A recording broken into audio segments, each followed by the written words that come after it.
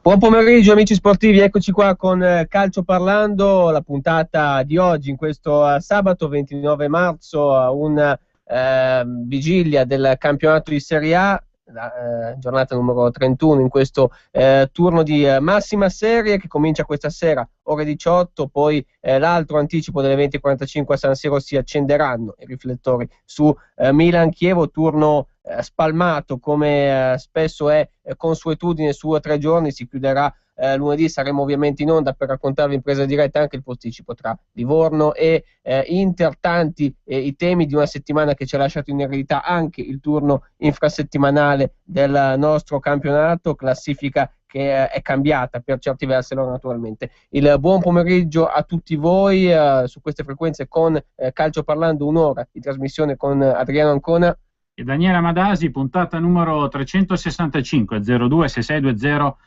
3529 per intervenire con noi, quindi andare ad analizzare quanto è successo nell'arco dell'ultima settimana. L'abbiamo detto, turno numero 30 infrasettimanale disputato nell'ultimo 3 giorni fra martedì e giovedì, una massima serie che ritorna in campo oggi per una nuova 48 ore. Si riparte quindi questo sabato con la giornata numero 31, poi si andrà a chiudere lunedì sera con un doppio posticipo, una giornata numero 30 di massima serie che rilancia la Juve sempre verso questo scudetto. Vedremo se la formazione bianconera riuscirà anche a superare l'incredibile record fatto nella stagione 2006-2007 dall'Inter di Mourinho a 497 punti. Una Juventus è giunta a 22 risultati utili consecutivi, 20 vittorie, 2 pareggi, e un turno che l'ultimo ha visto la sconfitta del Parma dopo 17 turni, poi soprattutto anche una formazione battere il proprio record storico in massima serie, la Dea, l'Atalanta, grazie al successo 2-0 contro Livorno. Adriano, è arrivata a quota 5 vittorie consecutive. Sì, un exploit, quello della squadra di Stefano Colantuono, potrebbe portarla anche a sperare nella Europa League. Contestualmente la sconfitta del Parma da una Juventus all'altra era il 2 novembre, quando all'andata nel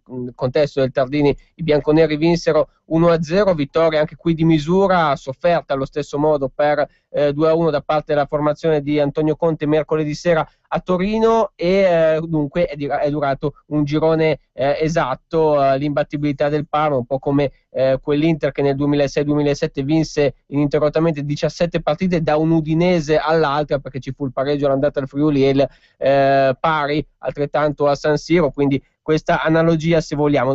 Napoli-Juventus nel posticipo di domani sera, una partita che nelle stagioni precedenti sapeva di scudetto, questa volta ovviamente è diverso perché il Napoli è ben più staccato, 2 pareggi però nelle ultime 2 partite, quello per 1-1 era stata una partita molto molto caricata il marzo dell'anno scorso, finita appunto 1-1 con quel botta e risposta nel primo tempo al San Paolo, 3-3 addirittura la stagione precedente con la rimonta della Juve. Domani al San Paolo i bianconeri cercano di consolidare questo primato, Roma che invece è di scena all'ora di pranzo in casa del Sassuolo. Certamente poi parleremo anche di questa lotta per non retrocedere.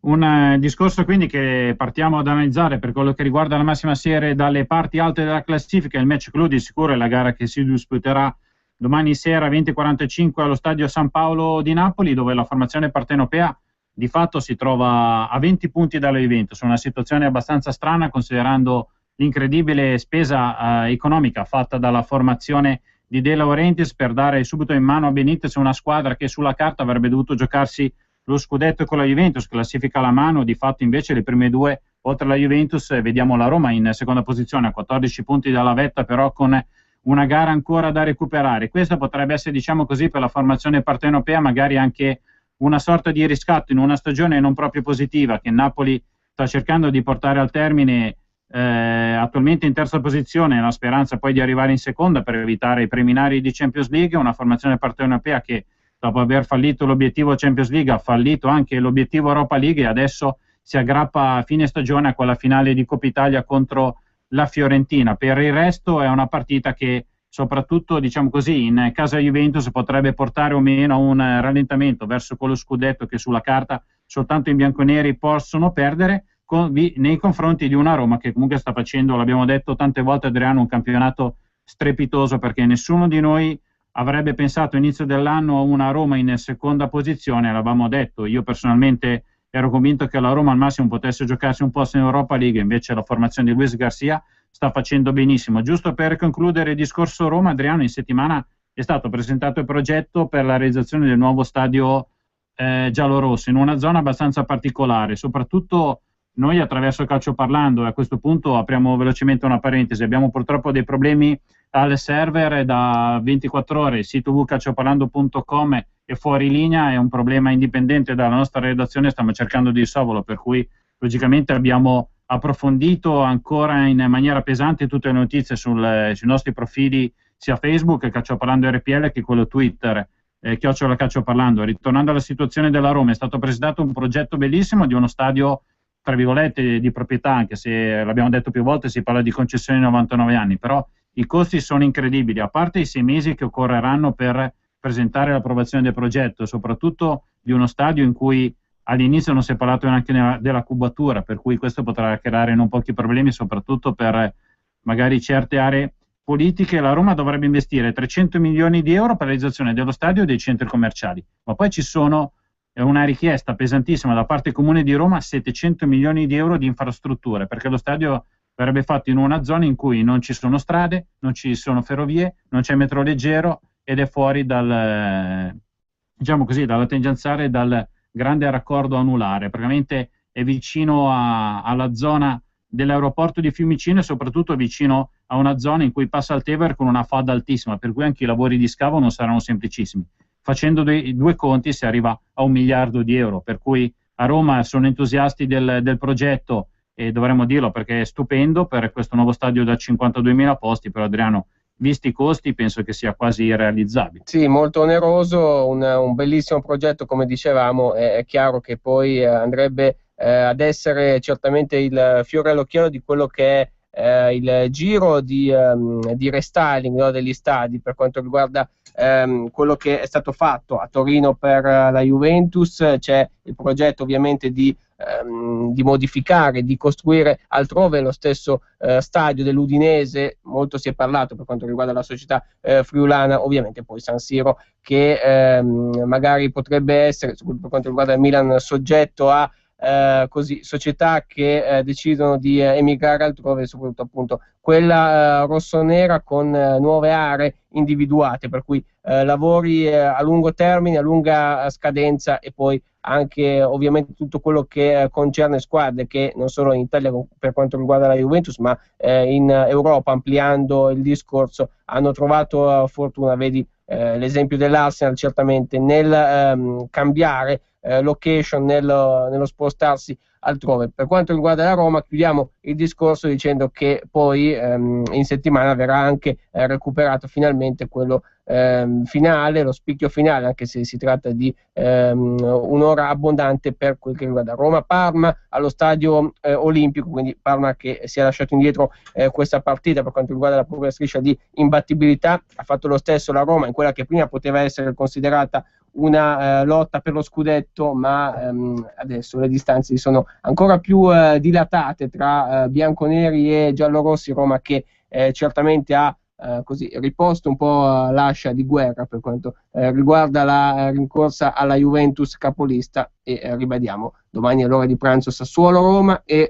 Napoli-Juventus invece in serata. Questo per quello che concerne, diciamo, il programma per le parti alte della classifica, però una massima serie che di fatto sta vedendo anche una serie di formazioni che stanno lottando per la zona Europa League, perché oramai penso che la zona Champions, Adriano, sia quasi chiusa con Roma e Napoli che magari potrebbero contendersi poi la seconda e terza piazza.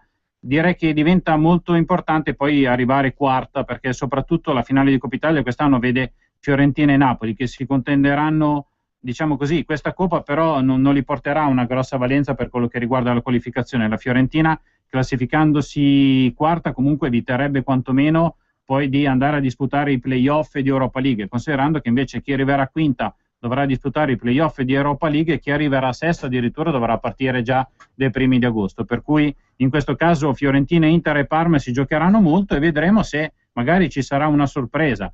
Personalmente dubito che il Milan possa rientrare nella corsa Europa League, però c'è questa Atalanta che non possiamo non prendere in considerazione, perché è una formazione che ha raggiunto l'obiettivo stagionale, quello della salvezza, gioca scarica e mentalmente riesce a fare cose strepitose. C'è un Dennis che vede la porta come non mai, c'è un Bonaventura che sta facendo grandi cose e ha dato anche dispiacere magari anche ai tifosi dell'Inter con l'incredibile doppietta che ha fatto a Meazza, e quindi è una formazione di Colantuono e Adriano che sta facendo veramente un ottimo campionato. Più volte in questa stagione avevamo giustamente sottolineato quanto di buono fatto dall'Hellas Verona e il Torino, e direi che in questo caso va elogiato quanto fatto dalla formazione bergamasca. Sì, sono cambiate un po' le gerarchie, soprattutto sul piano di questo ultimo posto per l'Europa League. Atalanta che solitamente poi era anche facendo molto bene, però ha sempre mantenuto questa ottica, questo indirizzo della salvezza con vista sull'Europa League, un po' come quello che ha fatto il Verona, anche se in tono minore magari l'Atalanta nelle stagioni successive. Adesso è l'esatto contrario, cioè Atalanta che si è mantenuta in zona salvezza, si è mantenuta certo a distanza di sicurezza, adesso che ha raggiunto il traguardo con anche risultati decisamente elevati, come appunto il successo in casa dell'Inter settimana scorsa, 2-1, adesso ha ragione puntare a questo Parma che l'imbattibilità l'ha persa, anche se poi a Torino contro la Juventus ci può stare, e questa striscia potrebbe portarla anche, perché parliamo di risultati utili, però è chiaro che un pareggio, un punto ti fa magari perdere qualcosa sulla concorrenza qualora, come nel caso dell'Atalanta, dovessero arrivare delle vittorie. Quindi Atalanta che piano piano ha rosicchiato qualcosa al Parma. Non parliamo di un Verona che invece è in nettissima flessione, non ha fatto un gol nelle ultime 5 partite, oltre ad averne perse 4, per cui molto è cambiato, con anche l'inserimento della Lazio. E per quanto riguarda il Milan, Seedorf ha parlato di obiettivo Europa League. Adesso mancano 8 giornate al termine, bisognerà capire se certamente potrà presentarsi in un certo modo la rincorsa, adesso che il Milan ha espugnato Firenze mercoledì sera. Ne parliamo ovviamente con dettaglio anche perché lui ha giocato in Serie A ad altissimi livelli. Giampiero Piovani, ciao Pio, buon pomeriggio. Buon pomeriggio a tutti. Grazie dunque per essere con noi. Abbiamo detto di questa diciamo lotta a scudetto, che certamente non può molto essere definita tale. Si va un po' a tentativi per quanto riguarda lo stesso Napoli, che anche domenica, anche mercoledì, ha ritrovato la vittoria in casa del Catania, una Fiorentina ondivaga. L'Inter non è riuscita in 2 partite a San Siro a vincerne una, si è fatto un solo punto. Ecco, Pio, è un campionato che sta dicendo che cosa secondo te? È un campionato che sta dicendo che la Juve è una squadra stratosferica che sta meritando sicuramente la prima posizione, visto quello che il gioco che ha espresso. È stata anche un po' fortunata magari in 2 o 3 occasioni, però la fortuna se la tira dalla sua parte perché ha grandi campioni nella rosa. Forse è quello che fa la differenza, avere giocatori magari che quando la Juve va a sostituire esce un campione e ne entra un altro, a differenza magari dell'Inter, del Milan, che sicuramente fanno un po' più fatica a livello di organico. Il Napoli sta dando continuità, la Fiorentina alterna, e quindi è un campionato abbastanza equilibrato. La vera sorpresa sicuramente è la Roma, perché gioca veramente bene, però merita anche lei secondo me la seconda posizione. Poi la sorpresa secondo me in positivo è anche un po' il Parma, perché sta facendo degli ottimi risultati, mentre le sorprese in negativo sono un po' l'Udinese, perché eravamo abituati a vederlo lì davanti sempre, adesso si trova lì, però a livello di gioco sicuramente la squadra di Guidolin non ha niente da invidiare al Parma, all'Atalanta, quelle squadre che sono lì davanti. A proposito di Udinese, oggi tutti i giornali, in particolare la Gazzetta dello Sport con 2 pagine, hanno dedicato spazio a questo portierino Simone Scuffa, di 17 anni, che si è esaltato certamente giovedì sera a San Siro nella partita contro l'Inter. Un ragazzino di fatto, perché va ancora a scuola, frequenta le superiori a Udine. Ecco, un nuovo che avanza, possiamo dire. Non ci sono quasi mezze misure, perché poi o li troviamo che sono già in età avanzata, oppure devono ancora veramente compiere la maturità, il passo significativo. Simone Scuffet si è ritagliato momenti di gloria a San Siro. Potrebbe essere, ti chiedo, controproducente magari cercare subito di mettergli pressione, non lo so, insomma, come la vedi tu? Ma io vi ricordo che un certo Buffon è esordito a 17 anni in Serie A è diventato Buffon, quindi questo ha tutte le carte in regola per diventare come Buffon. È un giocatore che gli è stata data fiducia perché per sfortuna dell'allenatore e per fortuna sua ha avuto i 2 portieri infortunati, l'ha buttato dentro e adesso è 10-12 partite che sta giocando, ma non ad alti livelli, proprio sta facendo molto bene. Non è San Siro perché ha fatto molto bene, però non è solo quella partita, sono altre partite indietro che veramente lui sta facendo veramente bene. Poi a 17 anni sta dimostrando di meritare, anche visto la carenza di portieri che abbiamo in Italia, anche la nazionale. Sì, poi tra l'altro Udine è stata spesso una scuola di portiere. Adesso non vogliamo tornare ai tempi di Zoff, che è friulano ovviamente, però in generale anche lo stesso De Sanctis, poi Andanovic che è finito all'Inter. Siamo anche, ti chiedo, coperti, perché poi magari il ruolo di portiere è stato bistrattato per quanto riguarda i giocatori italiani negli ultimi anni, però la copertura non manca, insomma, si può tornare come 10-15 anni fa, quando c'erano molte certezze, no, sotto questo profilo. Tu parlavi di Buffon che proprio ha esordito anche lui giovanissimo, appunto una quindicina di anni fa.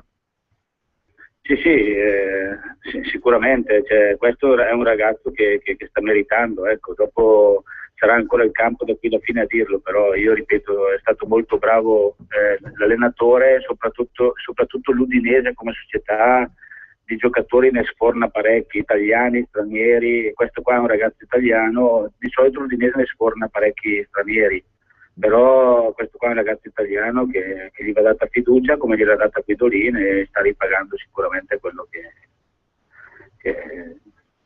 gli ha dato, che appunto gli ha dato Guidolin, ecco, la fiducia che gli ha dato Guidolin.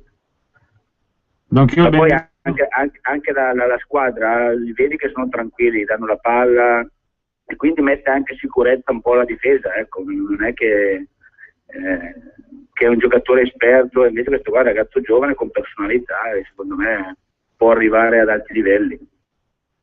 Anch'io il benvenuto a Piovani. Ciao Pio. Ciao, buongiorno. Senti, andando un po' ad analizzare, diciamo così, i baby fenomeni, anche perché probabilmente il nostro calcio, diciamo così, necessita anche di avere qualche cosa di nazionale, perché basta vedere quanti stranieri vengono presi, soprattutto in certi ruoli, dove, diciamo così, l'Italia ha quasi sempre rappresentato il panorama storico delle portiere. Negli ultimi anni abbiamo visto magari anche tanti brasiliani arrivare, per cui anche nazionali che di base magari avevano una tradizione meno nobile in certi ruoli. Adesso logicamente si sta parlando di Scuffet come possibile nuovo Buffon, anche perché, diciamo così, c'è la voglia di ritrovare in campionato un nuovo Buffon, considerando magari che altri calciatori di quel ruolo come Leali erano, diciamo così, già lanciati verso lidi alti, poi invece magari hanno ricevuto una frenata. È un po' un discorso magari di anni in cui a livello di ruoli stiamo ritrovando anche una serie di attaccanti. Immobile probabilmente è l'ultimo esempio, ma anche Mattia Destro sta facendo bene. Viceversa abbiamo grossissimi problemi a livello di difensori centrali, per cui tu che comunque segui molto da vicino soprattutto anche le vicende giovanili, come mai non si riesce, diciamo, a programmare diciamo così, una serie di eventuali crescite soprattutto in più zone del campo, ma ciclicamente dobbiamo attendere magari il nuovo Del Piero, il nuovo Buffon, non lo so, il nuovo Rivera, cioè sempre alla ricerca però di ruoli diversi, soprattutto in epoche diverse. È una domanda giusta, però la prima cosa che balza all'occhio, ma non solo a me, credo anche a voi, sicuramente i tanti, troppi stranieri che ci sono nel nostro campionato. Quello vanno a penalizzare sicuramente il settore giovanile, il lancio magari di un giovane che meriterebbe, ma prima di lui c'è uno straniero. Ricordiamo che ci sono arrivati tanti brasiliani, ma dopo 2 mesi sono anche spariti perché alla fine non facevano la differenza. Ben vengano i giocatori come come Tevez, questi qua sono giocatori ben accetti in Italia perché alzano la qualità del campionato, quello sicuramente, però tanti giocatori potremmo averli anche noi nei nostri settori giovanili. Ripeto, qua l'Udinese è stata molto brava con Scufeche e soprattutto Guidolin, che gli ha dato fiducia e sta ripagando tutto quello che sta meritando lui, ecco. Questa è la prima cosa che batte l'occhio, ma non credo non solo a me, credo anche a voi, un po' a tutti, perché io mi ricordo quando ero a Piacenza, erano altri tempi, però eravamo una squadra di tutti italiani, parlavamo addirittura il dialetto e quindi eravamo tutti della zona e questa per noi è stata una grossa forza, infatti non per niente in 6 anni di Serie A ci siamo salvati 5 volte. Questa è una fortuna e poi abbiamo trovato anche una società che ci dava fiducia, ci faceva giocare, quindi sta tutta la fiducia. Dopo logicamente troppi stranieri, quelli vanno a penalizzare sicuramente i nostri settori giovanili. I primi stranieri a Mauro e Matusalem, vero, di quel Piacenza, ricordo bene? Sì, ma io ero già andato via. Ah, ecco, sì, però c'era questa peculiarità che il Piacenza non prendeva giocatori stranieri, i primi furono loro, credo, sì, storici. Esatto, Poi Matusalem e Amaury. Due brasiliani, poi Amaury, vabbè, è diventato anche... E dopo, sì. No, forse il primo è stato Patrascu. Ah, addirittura, con Iachini forse allora Patrascu, sì. Sì, è vero, hai ragione. Ecco Pio, ma secondo te la forza magari della Juventus è dettata proprio comunque dal gruppo base storico italiano o non solo? Cioè, logicamente abbiamo visto che può comunque aiutare non poco anche diciamo così, il discorso affiatamento, il discorso lingua o altro, oltre logicamente alla bravura magari dei calciatori, perché l'Inter di Mourinho ha insegnato che puoi avere tutti stranieri, però puoi andare a stravincere e vincere tutto nel mondo e in Europa. Sì, diciamo che lì alla base c'è un gruppo fantastico, io ho giocato con Chiellini e ci sentiamo spesso con Giorgio, ho giocato con lui a Livorno e lui mi dice che a parte il gruppo che è un gruppo fantastico, poi è un gruppo composto da tutti i campioni, perché una società che si permette di lasciare fuori Quagliarella, il Giovinco e via dicendo. E poi l'allenatore che trasmette tanto carisma, tanta voglia, tanto entusiasmo, che sicuramente è una componente fondamentale. Certo. Dopo gli stranieri certo, quelli come ho detto prima, Tevez, Vidal, chi ne ha più ne metta fanno la differenza, questi, però ben vengano giocatori così per alzare la qualità del calcio italiano, ecco.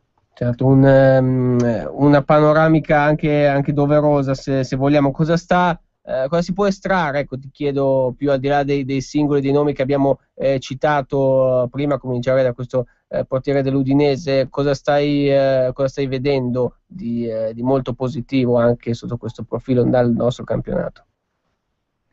Beh, diciamo che a parte la Juventus, come ho detto prima, è un campionato abbastanza equilibrato, perché vedendo anche dall'Udinese in su si giocano le chance per andare anche in Europa League, quindi fino alla fine sarà un campionato combattuto per quanto riguarda le posizioni della Champions League e dell'Europa League. Per quanto riguarda lo scudetto ormai credo sia una cosa chiusa e niente, diciamo che mi sto divertendo vedendo certe partite, soprattutto quelle della Roma, della Fiorentina, anche del Parma, della Sampdoria che è in grande crescita dopo l'arrivo di Mihajlovic alla sua guida, quindi anche l'Atalanta sta sorprendendo in positivo, perché è una squadra che la maggior parte di questi giocatori, a parte Denis, ha fatto quasi tutti la Serie B gli anni indietro, quindi è una cosa sorprendente. Al giorno d'oggi è vero che servono giocatori importanti, però alla fine che fa la differenza secondo me sono le motivazioni, e se riesci in un ambiente a trovare le motivazioni, un ambiente giusto come quello di Bergamo in questo caso, le motivazioni giuste, con un allenatore che ha entusiasmo e riesci a fare qualche risultato positivo, questo poi ti permette di lanciarti magari in altri palcoscenici, ecco. Gomez Rossi, chissà dove poteva essere la Fiorentina con questi due al top della condizione, magari non a 30 punti dalla Juve, sicuramente con un margine ridotto, credo, Pio. Sì, diciamo che con due giocatori al top per tutto l'anno come lo sono loro due, sicuramente la Fiorentina era lì al pari della Roma e probabilmente al pari di Roma e Napoli, ecco. Sì, certamente un stato di attacco depotenziato, quello che ha avuto e sta avendo certamente la formazione di Vincenzo Montella, poi eliminata anche dalla Europa League ad opera della Juventus. Per chiudere, Pio, tu sei a Salò, stai allenando il settore giovanile, come va intanto questa tua esperienza? Beh, intanto è il primo anno che faccio il settore giovanile, Sì. e mi sto togliendo delle bellissime soddisfazioni insieme a un gruppo fantastico. Siamo riusciti a creare un gruppo di ragazzi che l'anno scorso facevano addirittura i provinciali e i regionali. Io sto mettendo quello che è stato il mio giocatore, e loro mi stanno trasmettendo tanto entusiasmo, questi ragazzi di 15-16 anni. Io alleno il 97-98, che è una mista. Abbiamo battuto il Brescia, Cremonese, il Parma, abbiamo pareggiato con l'Inter.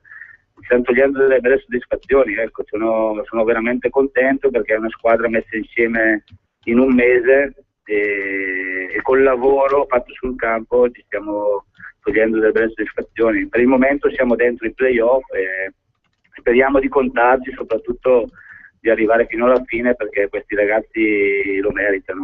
Certo. E anche la società, come farà il Pisserò come società, stiamo crescendo a livello di settore giovanile, ma non dimentichiamo che a livello di prima squadra è la società più giovane che gioca in Lega Pro. Chiaro. Un'ultimissima cosa, ecco, non ti sembra da allenatore, ecco, te lo chiedo, che in Serie B si stia veramente cambiando troppi allenatori, gli esoneri siamo arrivati a 20, a una ventina, clamoroso quello del Carpi settimana scorsa, credo, è una cosa quasi da far venire l'esaurimento, no? Credo più. Sì, ma ormai negli ultimi anni sono usciti da Coverciano tantissimi allenatori, quindi bisogna dare il riciclo. No, a parte gli scherzi, effettivamente hai ragione, perché quando programmi una cosa devi almeno programmare per almeno un paio d'anni, a meno che ti fanno la squadra veramente talmente forte, allora lì può darsi che magari l'allenatore sbagli. Però quando hai un progetto dove dici all'inizio dell'anno vogliamo fare una squadra giovane, vogliamo salvarci, poi magari ti trovi lì a 2 punti dai playoff e perdi una partita e ti cacciano via, questo probabilmente non è coerenza nei confronti dell'allenatore, soprattutto in un gruppo che hai inizialmente ripartito per l'obiettivo, poi ti trovi lì e niente, sono un po' contrario a queste cose, però il calcio e soprattutto l'Italia in questo momento va così.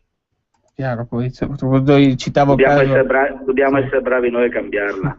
Citavo il caso del Carpi perché è clamoroso, una squadra neopromossa che si è trovata ad avere una salvezza tranquilla a metà del guado, assolutamente, anzi forse più vicina ai playoff che ai play-out, e le cose non vanno bene, non viene accettato magari una carenza di 3 o 4 partite dei risultati, e poi si è cambiato addirittura l'allenatore. Poi a Brescia, tu lo sai meglio di noi, è successo di tutto anche con questo fantomatico ritorno di Giampaolo, che poi non ha trovato l'accordo perché volevano subito approdare in Serie A, o comunque avere progetti che portassero all'immediata promozione quantomeno, e a Giampaolo questo discorso non è piaciuto, quindi si è ripiegato su Iaconi, e non è che le cose comunque stiano andando molto bene. Sì, ma ultimamente guarda, un po' dappertutto c'è un po' di confusione. Infatti guarda, le società che vogliono fare bene, che stanno facendo bene sono quelle che hanno programmato, e quindi quelle magari possono sbagliare 3, 4, 5 partite, può capitare, però nell'arco di un anno danno continuità, e soprattutto avere una società solida alle spalle, questo per un allenatore, per un gruppo è fondamentale, ecco. A me dispiace per Stefano Vecchi, perché è il mio grandissimo amico, abbiamo fatto il corso insieme, abbiamo fatto tante battaglie insieme, quindi mi dispiace perché è un allenatore preparato e lo ha dimostrato, ma secondo me verrà richiamato. Secondo me. Sì, ormai e glielo auguro. Sì.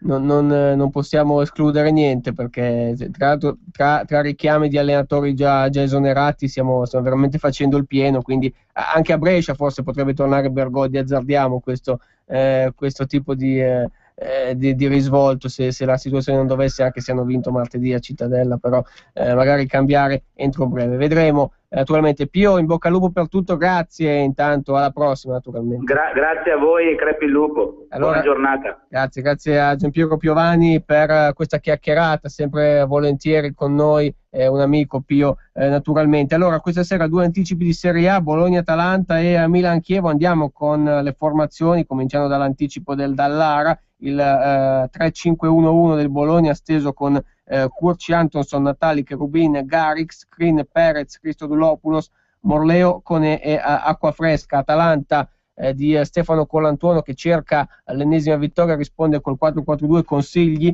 Nica, Stendardo, Lucchini, Del Grosso, Estigaribia, Baselli, Carmona, Bonaventura, De Luca e Denis. Si prosegue a San Siro con Milan-Chievo, ore 20:45, Milan in campo con Abbiati, Zaccardo, Rami, Bonera, Emanuelson, De Jong, Montari, Onda, Kakà, Tarab e Balotelli. Kakà la sua 300ª partita con la maglia del Milan. Vedremo se riuscirà a santificarla come si deve. Risposta del Chievo 4-3-1-2, Agazzi, Frey, Dainelli, Cesar, Dramera, Dovanovic, Bentivoglio, Guarente e Temai, Obinna e l'ex di turno Alberto Paloschi, arrivato a quota 10 gol in campionato.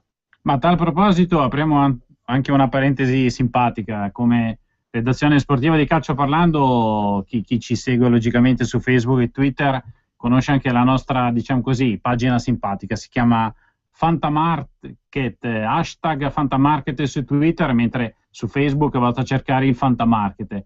Praticamente mettiamo dei post simpatici anche per ridere un po' delle vicende calcistiche. Prima abbiamo parlato del Carpi, quindi abbiamo detto avvia il concorso, cambia allenatore ad ogni gara per battere i record ottenuti a Palermo da Zamparini. Direi che il Carpi potrebbe quasi quasi riuscire in questo nuovo record. In casa Bologna invece ufficializzata la visione del film Ghostbusters a pranzo per scacciare i fantasmi della Serie B nell'immediata vigilia a gare di campionato contro l'Atalanta, perché comunque il Bologna oggi si gioca tantissimo, un Bologna che sta rischiando, un Bologna che ha cambiato allenatore, però non ha cambiato, direi, diciamo così, modulo di condurre il proprio campionato, soprattutto una squadra che negli ultimi anni ha perso dei giocatori fondamentali, prima Ramirez, poi è andato via Gilardino, poi Diamanti, cioè è una squadra che è andata a disinvestire, poi ci si chiede come mai lotta per non retrocedere. Ed è contestata in questo periodo, in questi giorni, dai propri tifosi dopo il tracollo di Verona mercoledì. Atalanta decisiva magari per il futuro di Davide Ballardini, perché potrebbe anche tornare Stefano Pioli. Vedremo se la situazione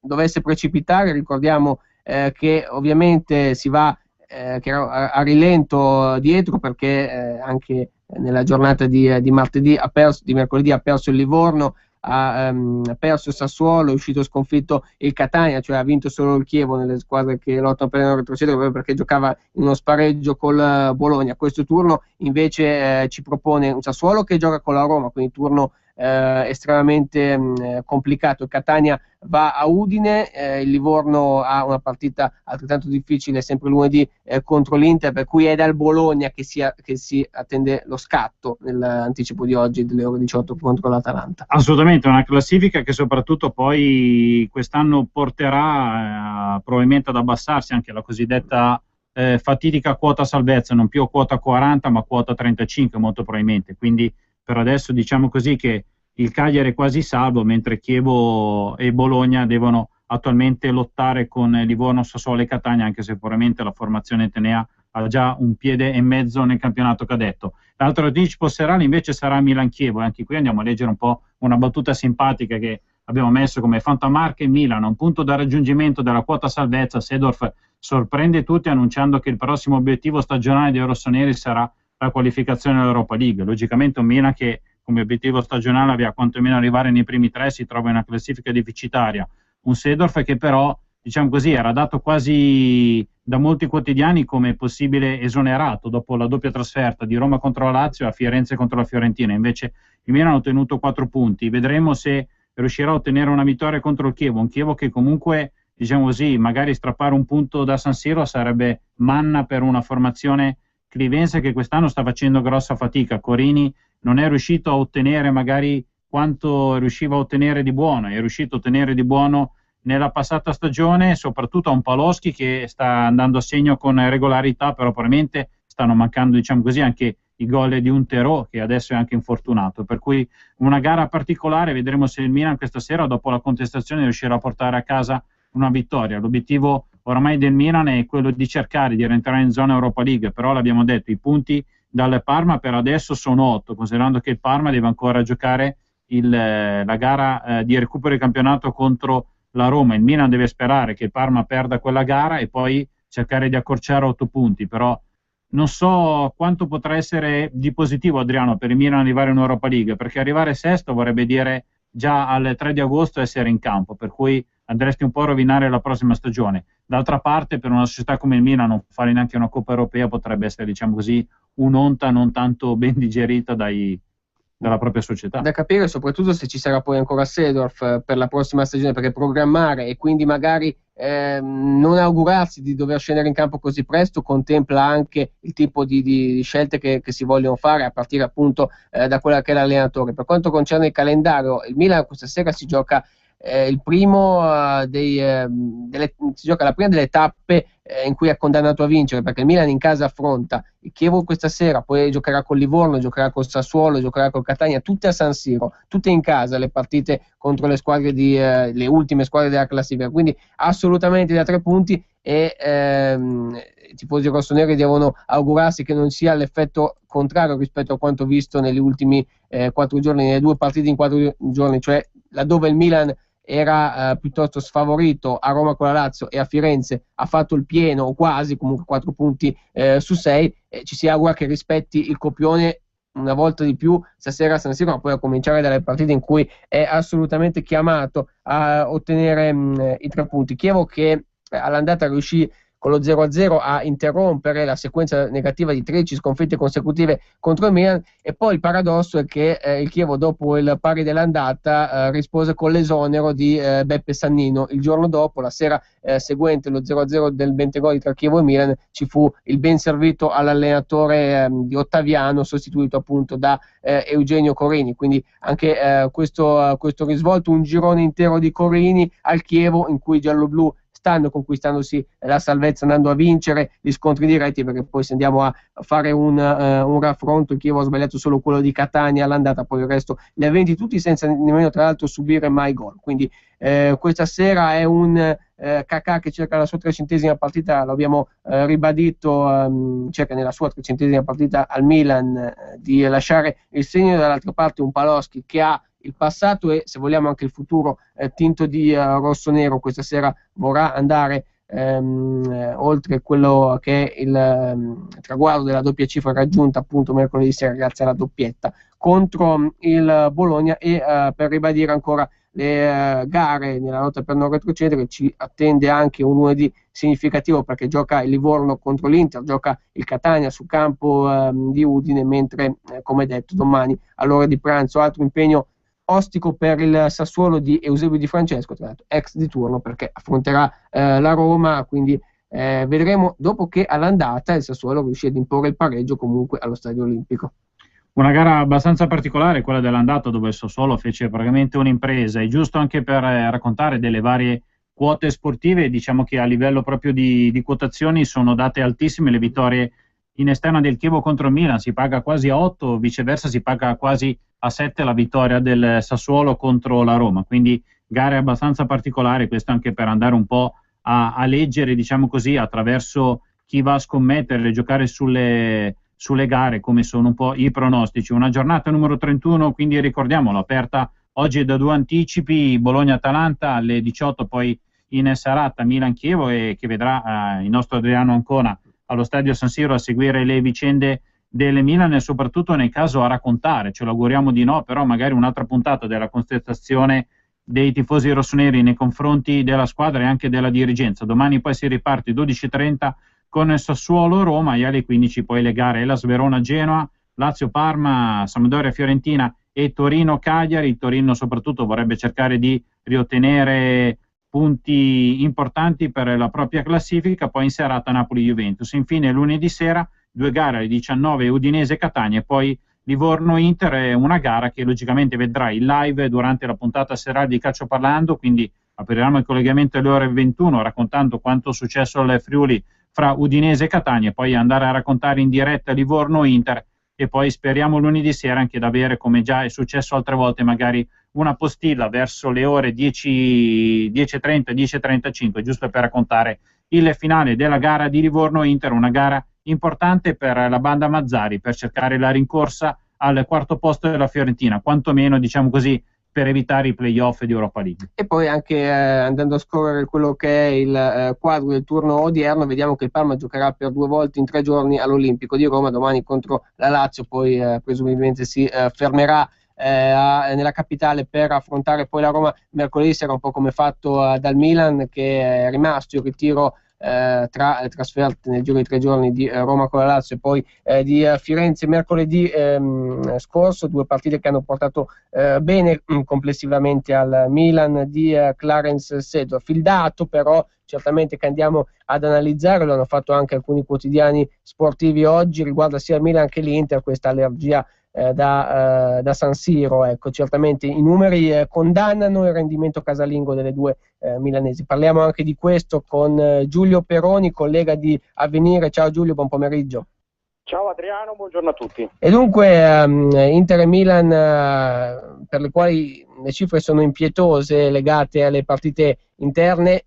Se ricordi bene, 1 anno e mezzo fa, all'inizio della passata stagione, si parlava addirittura di questo sintetico che portava male a San Siro. Ovviamente era una chiave di lettura molto così avventurosa. Adesso però ci sono delle cifre importanti in negativo che fanno sì che Milan e Inter lasciano molto a desiderare, soprattutto per le partite in casa. Complesso di San Siro, possiamo dire. Ma assolutamente sì, naturalmente il teorema del sintetico è un teorema più da malato immaginario che da malato reale. Io credo che Milan e Inter siano 2 squadre malaticce, ma malaticce veramente, cioè alla fine a San Siro, nel proprio stadio, tu devi imporre personalità, devi essere squadra. Queste 2 squadre non a caso non riescono a emergere, ad essere leader nel proprio stadio, ad essere autorevoli, proprio perché non hanno nel proprio credo, nel proprio DNA a oggi, una struttura tale che gli permetta questa performance. Per cui finché vai e fai delle trasferte e quindi tu ti posizioni in una situazione di, passami il termine, di calcio reazionario rispetto a quello che fa l'avversario, allora ti può andare bene. Quindi a Firenze magari c'è una Fiorentina sottotono, nel caso dell'Inter trova un Verona diciamo un po' arrendevole e tu reagisci. Ma a San Siro tu sei obbligato a imporre la tua personalità, che se vacilla ecco che le cose non vanno benissimo. Certo, un rendimento che ne ha risentito. Abbiamo visto anche la stessa Inter che alla faccia di quello che poteva essere un calendario favorevole in casa contro Atalanta Udinese ha fatto solo 1 punto su 6 nell'arco di 4 giorni. A proposito di Inter, lunedì va a Livorno, una partita da vincere, una partita in cui ritrovarsi. Inter che è andata a corrente alternata nel primo tempo della gara con l'Udinese, sta ritrovando, se vogliamo, un Icardi che nella seconda parte di stagione comunque il suo in termini di personalità lo sta facendo, credo, Giulio. Guarda Adriano, è l'Inter dei se e dei forse. Allora è chiaro che va a incontrare l'Inter una squadra che è terzultima in classifica, che avrà probabilmente un bel fodil scatenato, però che perde da 2 giornate. È una partita, diciamo, per l'Inter attuale, però vedi, tu hai già citato Icardi. Icardi è l'emblema di questa Inter, è l'Inter del voglio ma non posso. Icardi ha i numeri per essere un grande giocatore, ma nonostante l'età gioca mezz'ora e soprattutto non è inserito tatticamente, cioè lui ha dei numeri perché in quota, cioè nei colpi di testa lui è eccezionale, in Italia non ne conosco molti come lui, è un giocatore potente e dotato, ma è un giocatore che non fa parte del gruppo. Lui come dire, aspetta la palla ma non fa da boa, ha un centravanti di quel peso, si aspetta questo tipo di meccanismo all'interno della squadra. È un Inter di tanti pezzi, di un puzzle che non si riesce a comporre. Sì, un Inter incompleta, incompiuta se vogliamo, anche sotto questo punto di vista, è di fatto quello che poi ha frenato nella rincorsa al terzo posto, che poteva resistere fino a un certo punto. Adesso è chiaro che bisogna un po' fare di necessità virtù anche arrangiarsi sotto molti aspetti. Sì, vai. No, volevo dire questo, cioè un altro, ho citato Icardi, ma è chiaro che possiamo parlare anche di Alvarez e Guarin. L'Inter è malata di guarinismo, cioè di questi giocatori che sono sul trampolino di lancio e non si lanciano, sono giocatori che non riescono mai a fare 31, sono giocatori fini a se stessi. È un po' il problema anche dello stesso Milan, cioè con i se, con i forse, nel calcio oggi non vinci, rimani un'eterna incompiuta, magari futuribile, ma vivi sempre di domani e mai di oggi. Assolutamente, dato che con i Recoba di turno non si va lontano. Do anch'io il benvenuto al collega Peroni. Oggi la Gazzetta pubblica Inter Milan disastro, solo 13 vittorie in 30 partite in casa. A questo punto mi riallaccio al derby che ci sarà fra poco, comunque quando mancheranno soltanto 2 giornate al termine. La mia è una domanda abbastanza provocatoria, ma potrebbe essere veramente il primo e ultimo derby giocato da Mazzarri contro Seedorf, considerando, non direi magari soltanto la casistica che Seedorf l'anno prossimo non siederà sulla panchina dell'Inter, ma che questo Mazzarri non sieda sulla panchina dell'Inter, perché è vero, l'Inter probabilmente gli manca una serie di rigori, però la tiritera che ogni giorno Mazzarri continua a dire: io sono sicuro di essere sulla panchina dell'Inter, sono sicuro che il mio contratto con l'Inter verrà rispettato, sono sicuro che l'anno prossimo si ripartirà, non sarà l'anno zero. È una tiritera che secondo me anche a Toir qualcuno gliel'ha tradotta, e vedendo anche gli ultimi cambi che Mazzarri ha fatto a San Siro, direi che forse non è così tranquillo che l'Inter l'anno prossimo sia ancora allenato da Mazzarri. Anche perché Mazzarri comunque è una scelta di Moratti, e Toir, che io dico, apro una parentesi, non credo sia un male che venga e si trovi di fronte a una squadra che non vince 3-0, perché almeno si trova davanti la realtà di questa squadra, non il fumo negli occhi. Per cui l'Inter ha giocato come ha giocato, Toir ha visto, e se tanto mi dà tanto un imprenditore quando arriva in una situazione come quella attuale di Toir, credo che voglia fare una rivoluzione tecnica. Quindi Mazzarri, a prescindere dalle proprie qualità, che comunque al di là delle ultime sostituzioni sbagliate che ha fatto e di errori che fa, ma li fanno tutti, Mazzarri fa parte del passato per certi versi, e questo è un Inter che già pensa domani. Quindi lui, a prescindere dai suoi risultati, fa proprio per definizione parte di un qualcosa che non è stato scelto dal nuovo presidente. Cioè su Seedorf è più un discorso legato ai risultati, alla sintonia che ha Clarence Seedorf con i suoi giocatori.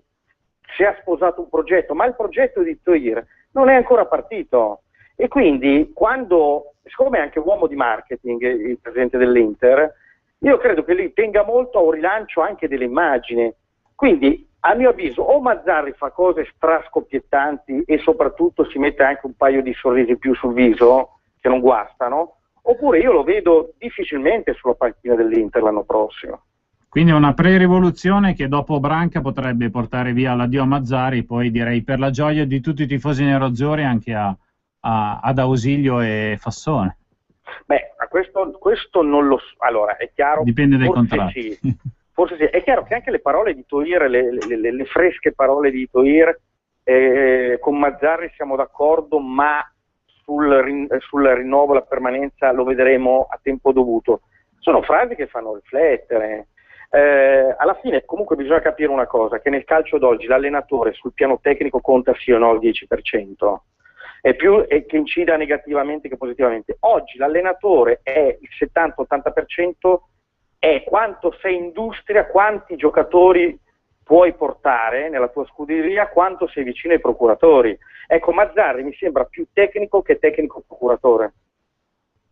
Chiaro, quindi Conte e Rudy Garcia in questo caso sono molto più avanti di Mazzarri. Sono molto più avanti perché Conte ha sposato in pieno questa metamorfosi, passatemi il termine, muriniana dell'ambiente Juve, cioè siamo soli contro tutti,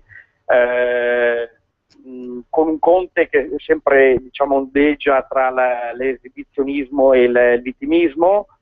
È un atteggiamento, è una roccaforte Juve, e Conte, che è un bravo allenatore, si sposa molto bene con questa filosofia. Ora, siccome Toir è in una fase di studio ancora, bisogna vedere se Mazzarri è l'uomo giusto, il profilo giusto per indossare la maglietta di Toir, la filosofia di Toir.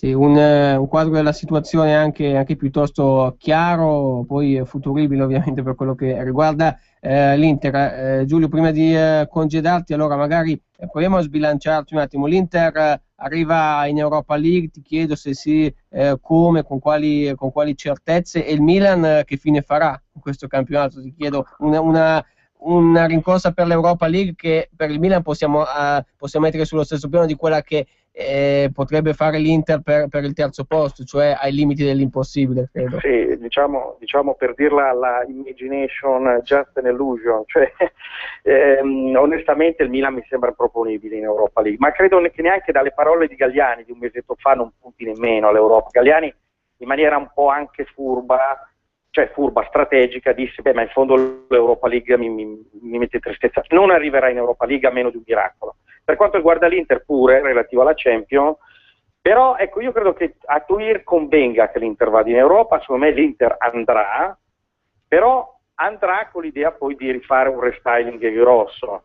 Il Milan ha un problema superiore a quello dell'Inter, che il restyling lo deve fare innanzitutto a se stesso, è una società che deve ricostruire le basi. L'Inter le ha già, il Milan deve partire da dietro. C'è confusione, si parla di Giovanni Galli, nuovo direttore sportivo, anche questa figura nuova per il Milan, il direttore sportivo, è sempre stato il factotum Galliani. Cioè il Milan io lo vedo in una situazione più da sabbie mobili al momento rispetto all'Inter. Certo, un Milan che vuole ovviamente rimettere insieme un po' anche i cocci della situazione. Giulio, grazie per essere stato con noi intanto, alla prossima, buon proseguimento. Grazie a voi, buona giornata. Allora andiamo a chiudere ringraziando il collega di Avvenire Giulio Peroni con una chiamata di un ascoltatore. Allora buon pomeriggio. Sì, ciao, sono Marco di Varese. Ciao. Senti, sono rimasto perplesso sull'affermazione che un tecnico conta il 10% dal punto di vista tecnico, perché uno vorrei capire come viene misurato questo riferimento numerico. Due, Ballardini-Bologna. Come? No, Ballardini-Bologna. Un esempio. No, ma poi no, allora parliamoci chiaro. L'allenatore ha una grandissima e fondamentale importanza dal punto di vista gestionale del gruppo, cioè non si può dire che è solo una questione di procuratori perché sappiamo che la gestione del gruppo dal punto di vista delle motivazioni, dal punto di vista psicologico, cioè non si può dare una lettura, un'interpretazione, mi spiace, lo dico con massimo rispetto, prettamente giornalistica, dovrebbe emergere anche il lato tecnico delle cose. Questo io sono rimasto perplesso, mi spiace che non c'è più il vostro ospite. È un invito, ragazzi, che faccia la vostra trasmissione, cioè non emerge mai o poco il lato tecnico, pur siete bravissimi dal punto di vista statistico, anzi date anche delle notizie che da altrove così vengono meno, a un taglio differente, però ecco un invito che vi faccio, vi saluto. Grazie Marco da Varese, rispondiamo in rapida sequenza perché siamo arrivati quasi in conclusione. Sì, un aspetto che ci siamo premurati magari di analizzare, quello dell'allenatore, ma anche poi di molte questioni che ruotano attorno, magari collaterali, no, all'aspetto calcistico. Sì, faccia parte di un pensiero di un collega che evidentemente in questo momento del calcio pensa che la figura dell'allenatore possa contare poco. Da parte nostra tante volte invece siamo entrati anche nel discorso tecnico. Il problema è che a livello di mondo del calcio, tra chi comunque lo fa come noi come professione, ci sono tantissimi pareri autorevoli o meno, ognuno la pensa diciamo alla sua maniera. Secondo me comunque l'allenatore conta tantissimo, non penso magari un 70% eccessivo, ma almeno un 50% possa contare. Poi ci sono tante dinamiche che portano ognuno di noi a pensare. Dal punto di vista tecnico e tattico è vero, tante volte si cerca magari anche noi di metterla, di andare a raccontare la partita, cercando magari come le sostituzioni, schieramenti o robe varie, però ogni volta poi la prima domanda, e basta andare a vedere su tutte le televisioni, è: ma c'era un fallo forse a centrocampo, quel giocatore non è stato ammonito, e a quel punto ti viene a crollare tutto il castello di uno schieramento tattico 3-5-2 oppure che ne so, un 4-4-1-1, chi è entrato sugli esterni o meno, per cui purtroppo in questo momento a livello di calcio, soprattutto sui giornali, fa gossip e la polemica, e quindi è difficile entrare nel discorso tecnico. Comunque facciamo nostra questo suggerimento cercando di riproporlo ancora più di quello che comunque facciamo. Questa era l'ultima riflessione di oggi, sabato 29 marzo, con cui Calcio Parlando si ferma qui. Torneremo lunedì sera con i due posticipi da seguire. Udinese-Catania sarà appena terminata, ma poi soprattutto Livorno-Inter da raccontare in presa diretta. Grazie a voi per l'ascolto, al regista naturalmente sempre con la puntualità che si conviene, Roberto Colombo. Un ringraziamento anche da parte nostra. Ci risentiamo lunedì alle ore 21 sempre qui dalle frequenze di Radio Padania, per cui un cordiale saluto e buon proseguimento da Adriano Ancona e Daniela Madasi.